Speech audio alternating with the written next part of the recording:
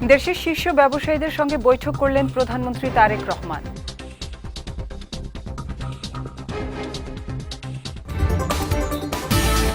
কাল সকাল ৯টা থেকে শুরু হচ্ছে হামের টিকাদান কর্মসূচি, জানালেন স্বাস্থ্যমন্ত্রী।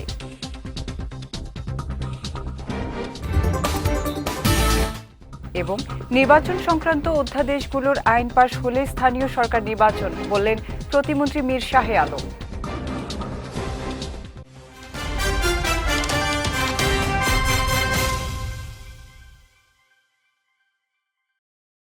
আসসালামু আলাইকুম। পুষ্টিচা নিবেদিত বিজয় রাতের সংবাদে আমন্ত্রণ জানাচ্ছি আমি উম্মে কুলসুম। শুনছিলেন শিরোনাম, এবারে বিস্তারিত। দেশের শীর্ষ ব্যবসায়ীদের সঙ্গে বৈঠক করেছেন প্রধানমন্ত্রী তারেক রহমান। বৈঠকে দেশের ব্যবসা বাণিজ্য পরিস্থিতি, অর্থনৈতিক অবস্থা, বিনিয়োগ পরিস্থিতি, জ্বালানি সংকট মোকাবিলা সহ নানা বিষয় নিয়ে আলোচনা হয়। আজ সকাল 11:30টায় তেজগাঁওয়ে প্রধানমন্ত্রীর কার্যালয়ে এই বৈঠক অনুষ্ঠিত হয়েছে। প্রায় 3.5 ঘণ্টা ব্যাপী এই বৈঠক অনুষ্ঠিত হয়। সরকার গঠনের পর প্রথমবারের মতো নিজ কার্যালয়ে দেশের শীর্ষ ব্যবসায়ীদের সঙ্গে ব্যবসা বাণিজ্য সহ নানা বিষয়ে আলোচনা করেন প্রধানমন্ত্রী। বৈঠকে ব্যবসার ক্ষেত্রে যেসব সমস্যা হচ্ছে, সংকট আছে, সেগুলো দূর করার বিষয় নিয়েও আলোচনা হয়। প্রধানমন্ত্রী তারেক রহমানের সঙ্গে সাক্ষাৎ করেছেন এশিয়ান ইনফ্রাস্ট্রাকচার ইনভেস্টমেন্ট ব্যাংকের প্রতিনিধি দল। দুপুরে রাজধানী তেজগাঁওয়ে প্রধানমন্ত্রীর কার্যালয়ে এ সাক্ষাৎ অনুষ্ঠিত হয়। বৈঠকে জ্বালানি সংকটের সমাধান, উন্নয়ন ও বিনিয়োগের প্রক্রিয়া নিয়ে আলোচনা হয়েছে। এক্ষেত্রে সরকার এআইআইবির সঙ্গে কিভাবে কাজ করবে সে বিষয়েও কথা হয়। বিশেষ করে অবকাঠামোগত উন্নয়নের বিষয়ে তাদের সহযোগিতার বিষয়ে উভয় পক্ষ খোলামেলা কথা বলেন। এর আগে সকালে তেজগাঁওয়ে প্রধানমন্ত্রীর কার্যালয়ে শীর্ষ ব্যবসায়ী নেতাদের সঙ্গে প্রধানমন্ত্রী তারেক রহমানের বৈঠক অনুষ্ঠিত হয়। এতে অর্থমন্ত্রী আমির খসরু মাহমুদ চৌধুরী ছাড়াও বাণিজ্য মন্ত্রী খন্দকার আব্দুল মুক্তাদির উপস্থিত ছিলেন। হাম প্রতিরোধে আগামীকাল থেকে অগ্রাধিকার ভিত্তিতে দেশের 18 জেলার 30 উপজেলায় টিকাদান কর্মসূচি শুরু হবে বলে জানিয়েছেন স্বাস্থ্যমন্ত্রী সরদার মোহাম্মদ সাখাওয়াত হোসেন বকুল। দুপুরে স্বাস্থ্য মন্ত্রণালয়ে আয়োজিত হাম টিকার কর্মসূচি নিয়ে আয়োজিত এক প্রেস ব্রিফিংয়ে তিনি বলেন, কাল সকাল 9টায় আনুষ্ঠানিকভাবে হামের টিকাদান কার্যক্রম শুরু হবে। মন্ত্রী আরও বলেন, হামে আক্রান্ত বেশিরভাগ শিশুর বয়স 6 মাস থেকে 5 বছর। এ কারণে টিকাদান কর্মসূচিতে প্রথমে আওতায় আসবে 6 থেকে 59 মাস বয়সী শিশুরা। আগে যারা টিকা পেয়েছেন তাদেরও টিকার আওতায় আনা হবে। বর্তমানে যারা অসুস্থ বা হামে আক্রান্ত কিংবা সন্দেহজনক তাদের ভিটামিন এ ক্যাপসুল দেয়া হবে বলেও জানান স্বাস্থ্যমন্ত্রী। এদিকে গত 19 দিনে হামের উপসর্গ নিয়ে 94 জন মারা গেছেন। রাজধানী সহ 4 জেলায় গত 24 ঘণ্টায় মারা গেছে আরও 4 শিশু। 18টা ডিস্ট্রিক্টের অধীনে 30টা উপজেলায় আমরা আগামীকাল সকাল 9টা থেকে টিকা কার্যক্রম মিজেলস আমরা শুরু করতে যাচ্ছি। এই পর্যন্ত যত রোগী মিজেলে ভর্তি হয়েছে তার মধ্যে 82% রোগী হইল 5 বছর, মানে 6 মাস থেকে 5 বছরের নিচে। ফার্স্ট হিটে নিয়েছি, ফার্স্ট কনসিডারেশন নিয়েছি 6 মাস থেকে 59 মাস, মানে 5 বছরের থেকে 1 মাস কম। এই গ্রুপটাকে আমরা কালকে থেকে শুরু করতেছি। এটাকে আমরা ফার্স্ট কভার করতে চাচ্ছি অল ওভার দ্য কান্ট্রি। ফার্স্টে শুরু করতেছি 6 মাস থেকে 59 মাস, যেটাতে এখন অ্যাটাকটা বেশি, এইটাকে আমরা এখন টিকা দান করব, আল্লাহ যদি বাঁচান। নির্বাচন সংক্রান্ত অধ্যাদেশগুলো আইন আকারে পাশ হলে স্থানীয় সরকার নির্বাচনের ঘোষণা দেয়া হবে বলে জানিয়েছেন স্থানীয় সরকার প্রতিমন্ত্রী মীর শাহে আলম। দুপুরে নবনির্বাচিত জেলা প্রশাসকদের নিয়ে রাজধানীর শেরেবাংলা নগরস্থ সাবেক রাষ্ট্রপতি জিয়াউর রহমান ও সাবেক প্রধানমন্ত্রী খালেদা জিয়ার সমাধিতে শ্রদ্ধা নিবেদন শেষে এ কথা জানান তিনি। বলেন, স্থানীয় সরকার নির্বাচনে দলীয় প্রতীক থাকবে না।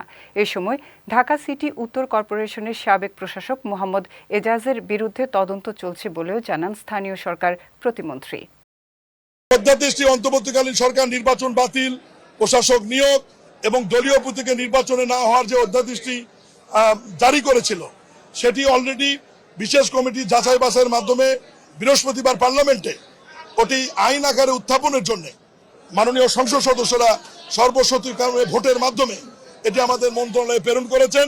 আমরা অত দ্রুততম সময়ের মধ্যে এটি আইন আকারে সংসদে উপস্থাপন করব এবং সংসদ এবং মাননীয় সংসদ সদস্যরা আইন আকারে পাশ করলে দলীয় প্রতীক ছাড়া আমরা দ্রুত সময়ের মধ্যে এই প্রতিষ্ঠানগুলোতে নির্বাচনের দিকে যাব। এজাজ নামে এক ভদ্রলোককে উত্তর সিটি কর্পোরেশনে নিরপেক্ষ বিবেচনায় আগের অন্তর্বর্তীকালীন সরকার নিয়োগ দিয়েছিল, তার ব্যাপারে আমি বিস্তারিত বলতে চাই না। আমাদের তদন্ত চলছে। এই গাবতলী, গুয়াহাটি সহ বিভিন্ন বিষয়ে ইতিমধ্যে আপনাদের আছে। এই হচ্ছে নিরপেক্ষ লোকের চরিত্র। দলীয় লোকেরা আপনারা নিশ্চিত থাকতে পারেন তারা কখনোই জনগণের বিপক্ষে যাবে এবং দুর্নীতি হবে এ ধরনের ঘটনার সাথে কখনোই জড়িত হবে না। রাজধানীর কদমতলীর একটি গ্যাসলাইট কারখানায় অগ্নিকাণ্ডের ঘটনায় 5টি মরদেহ উদ্ধার করেছে ফায়ার সার্ভিস। বিকেলে ফায়ার সার্ভিসের সদর দপ্তরের মিডিয়া সেল এ তথ্য নিশ্চিত করে। জানায়, দুপুরে কদমতলী চৌরাস্তার আল বারাকা হাসপাতালের পাশে ওই কারখানায় আগুন লাগে। খবর পেয়ে প্রথমে ফায়ার সার্ভিসের 3টি ইউনিট ঘটনাস্থলে গিয়ে কাজ শুরু করে। পরে আগুনের তীব্রতা বিবেচনায় পর্যায়ক্রমে মোট 7টি ইউনিট কাজে যোগ দিয়ে প্রায় সোয়া 1 ঘন্টার চেষ্টায় আগুন নিয়ন্ত্রণে আনে। এরপর সেখান থেকে 5 জনের মরদেহ উদ্ধার করা হয়। আগুনে হতাহতের সংখ্যা আরও বাড়তে পারে বলে আশঙ্কা করা হচ্ছে। এদিকে অগ্নিকাণ্ডের কারণ ও ক্ষয়ক্ষতির পরিমাণ তাৎক্ষণিকভাবে জানা যায়নি উল্লেখ করে এ বিষয়ে তদন্ত চলছে বলেও জানিয়েছে ফায়ার সার্ভিস। এবার পুষ্টি চিনিগুড়া চাল নিবেদিত জেলা সংবাদ।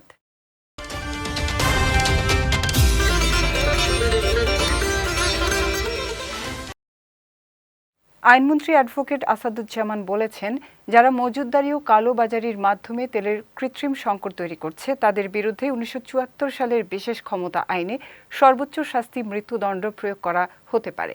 এ বিষয়ে প্রশাসনকে কঠোর হওয়ার নির্দেশ দেওয়ার পাশাপাশি নিজ দলের কোনো নেতাকর্মী জড়িত থাকলেও তাকে সবার আগে গ্রেপ্তারের নির্দেশ দিয়েছেন তিনি। আজ ঝিনাইদহের শৈলকুপায় খাল খনন কর্মসূচির উদ্বোধনী অনুষ্ঠানে তিনি এসব কথা বলেন। এ সময় গণভোট বাতিল হলে জুলাই সনদ বাতিল হবে কিনা সাংবাদিকদের এমন প্রশ্নের জবাবে আইনমন্ত্রী বলেন, জুলাই সনদের সঙ্গে গণভোট বাতিল হওয়া না হওয়ার কোনো সম্পর্ক নেই। আমরা বলেছি 1974 সালের বিশেষ ক্ষমতা আইনে কালোবাজারি এবং মজুতদারির বিরুদ্ধে সেকশন 25-এর যে শাস্তির বিধান করা হয়েছে, প্রয়োজন বোধে সেই শাস্তি আমরা প্রয়োগ করব। তার সর্বোচ্চ শাস্তি মৃত্যুদণ্ড। আমরা সেই কারণে প্রশাসনকে বলছি, আপনারা কঠোর হন। আমরা আপনাদেরকে সাথে অতন্দ্র প্রহরীর মতো আমার সংগঠনের নেতাকর্মীরা থাকবেন। জুলাই সনদ নিজেই স্বতন্ত্র, স্বকীয় এবং কার্যকরী। জুলাই সনদের সাথে গণভোটের বাতিল হওয়া না হওয়ার কোনো সম্পর্ক নয়। জুলাই সনদই বলছে আমাকে বাস্তবায়ন করো সংবিধান সংশোধনের মধ্য দিয়ে।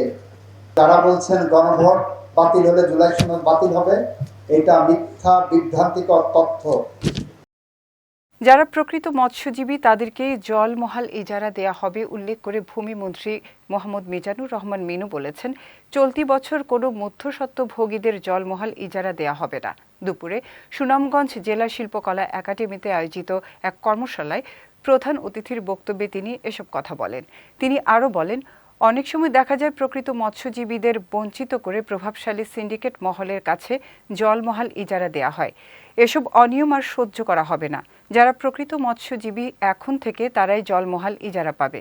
ভূমি মন্ত্রণালয়ের সিনিয়র সচিব এএসএম সালেহ আহমেদের সভাপতিত্বে কর্মশালায় বিশেষ অতিথির বক্তব্য রাখেন ভূমি প্রতিমন্ত্রী মীর মোহাম্মদ হেলাল উদ্দিন সহ অন্যান্যরা। মহান মুক্তিযুদ্ধ বাংলাদেশের সবচেয়ে বড় অর্জন। যারা ৭২-এর সংবিধানকে অস্বীকার করে তারা ৭১-এর পরাজিত শক্তি বলে মন্তব্য করেছেন সমাজ কল্যাণ এবং মহিলা ও শিশু বিষয়ক মন্ত্রী অধ্যাপক ডাক্তার এজেডএম জাহিদ হোসেন। দুপুরে দিনাজপুর জেলা প্রশাসন ও জেলা সমাজসেবা কার্যালয়ে আয়োজিত এতিমখানা ও আশ্রমে ক্যাপিটেশন গ্রান্টের চেক বিতরণ অনুষ্ঠানে তিনি এ মন্তব্য করেন। বলেন, বিএনপি নির্বাচনের আগে যে প্রতিশ্রুতি দিয়েছিল, সরকারে এসে দলটি সে প্রতিশ্রুতি বাস্তবায়নের পথেই এগোচ্ছে। জেলা প্রশাসক মোহাম্মদ রফিকুল ইসলামের সভাপতিত্বে অনুষ্ঠানে বাংলাদেশ জাতীয় সংসদের হুইপ মোহাম্মদ আক্তারুজ্জায়া মিয়া, দিনাজপুর ২ আসনের সংসদ সদস্য মোহাম্মদ সাদিক রিয়াজ চৌধুরী পিনাক ও পুলিশ সুপার মোহাম্মদ জেদান আল মুসা সহ অন্যান্যরা উপস্থিত ছিলেন। বিএনপির তো পাস্ট ট্র্যাক রেকর্ড হচ্ছে, বিএনপি যা বলে বিএনপি তা করে। বিএনপি জানে ৭১-এর মুক্তিযুদ্ধ হচ্ছে এই দেশের সবচেয়ে বড় অর্জন, স্বাধীনতা। সেই অর্জন এবং সেই সংবিধানকে যারা ছুঁড়ে ফেলে দিতে চায়, যারা পদদলিত করতে চায়, তারা হচ্ছে ৭১-এর পরাজিত শক্তি। জাতীয় সনদকে অক্ষরে অক্ষরে প্রতিপালন বাস্তবায়নের জন্য বাংলাদেশ জাতীয়তাবাদী দল নিয়মতান্ত্রিক ভাবে এগিয়ে যাচ্ছে। শহীদদের রক্তের বদলা নিতে হলে দাঁড়িপাল্লাকে বিজয়ী করতে হবে বলে মন্তব্য করেছেন জামায়াতে ইসলামীর সেক্রেটারি জেনারেল মিয়া গোলাম পরোয়ার। দুপুরে শেরপুর ঝিনাইগাতি স্টেডিয়ামে মাঠে আয়োজিত শেরপুর ৩ আসনে জামায়াতে ইসলামীর প্রার্থী মাসুদুর রহমানের সমর্থনে নির্বাচনী জনসভায় প্রধান অতিথির বক্তব্যে তিনি এ মন্তব্য করেন। বিএনপির সমালোচনা করে তিনি বলেন, নির্বাচনে বিজয়ী হয়ে পার্লামেন্ট ইঞ্জিনিয়ারিং করে যারা ক্ষমতায় গেছে, এখন তারাই জনগণকে দেয়া প্রতিশ্রুতি ভুলে গেছে। উপজেলা জামায়াতের আমির মাওলানা নুরুল ইসলামের সভাপতিত্বে জনসভায় প্রধান বক্তা ছিলেন নুরুল ইসলাম সাদ্দাম। এ সময় বক্তারা দাঁড়িপাল্লা প্রতীকে ভোট প্রার্থনা করেন। আগামী ৯ এপ্রিল শেরপুর ৩ আসনে ভোট গ্রহণ অনুষ্ঠিত হবে, যেখানে ৩ প্রার্থী প্রতিদ্বন্দ্বিতা করছেন।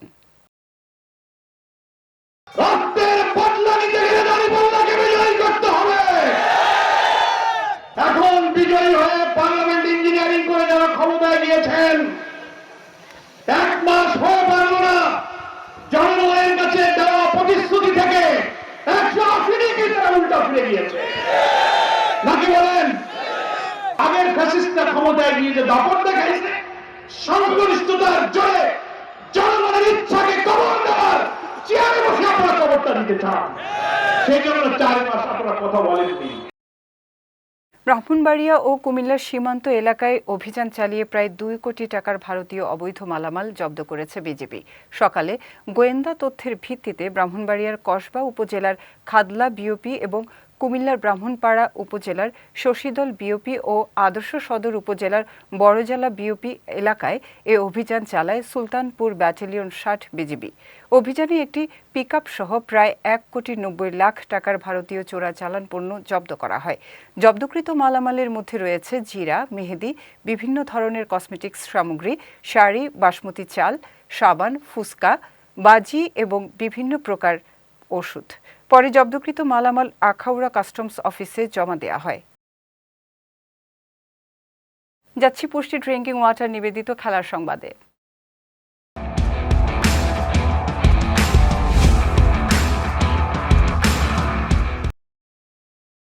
স্বীকৃত টি-20তে বাঁহাতি পেসারদের মধ্যে সর্বোচ্চ উইকেট শিকারী হিসেবে নতুন ইতিহাস গড়েছেন বাংলাদেশের তারকা পেসার মোস্তাফিজুর রহমান।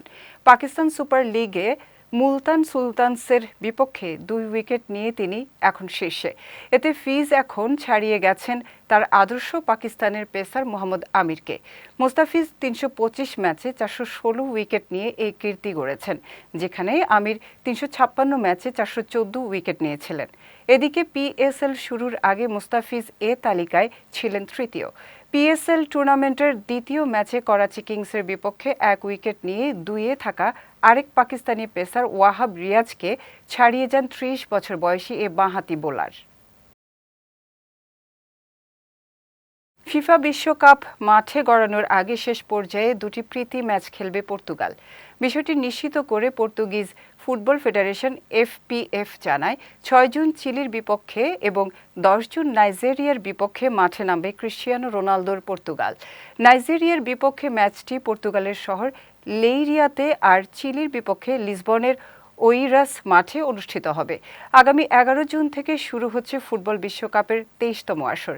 যুক্তরাষ্ট্র, কানাডা ও মেক্সিকোতে অনুষ্ঠিত হবে এবারের বিশ্বকাপ। বৈশ্বিক এ টুর্নামেন্টে গ্রুপ কেতে রয়েছে পর্তুগাল। ১৭ জুন হিউস্টনে ডিআর কঙ্গোর বিপক্ষে ম্যাচ দিয়ে বিশ্বকাপ শুরু করবে তারা। কে গ্রুপে তাদের অন্য ২ প্রতিপক্ষ উজবেকিস্তান ও কলম্বিয়া। পুষ্টিচা নিবেদিত বিজয় রাতের সংবাদ শেষ করার আগে শিরোনামগুলো দেখে নিচ্ছে আরও একবার।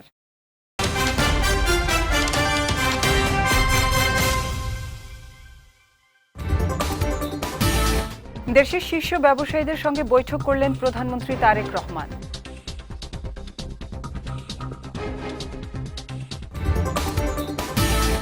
কাল সকাল ৯টা থেকে শুরু হচ্ছে হামির টিকাদান কর্মসূচি, জানালেন স্বাস্থ্যমন্ত্রী।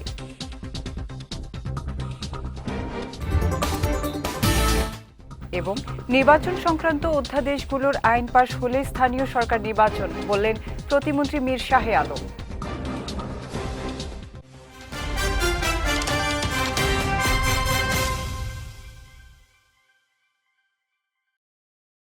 বিজয় রাতের সংবাদ শেষে আজকের মতো আমি উম্মে কুলসুম আপনাদের কাছ থেকে বিদায় নিচ্ছি।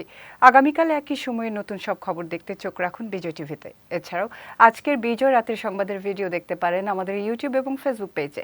আমাদের ইউটিউব হলো youtube.com/bijytvofficial এবং আমাদের ফেসবুক পেজ হলো facebook.com/bijytvlimited। এতক্ষণ সঙ্গে থাকার জন্য ধন্যবাদ সবাইকে।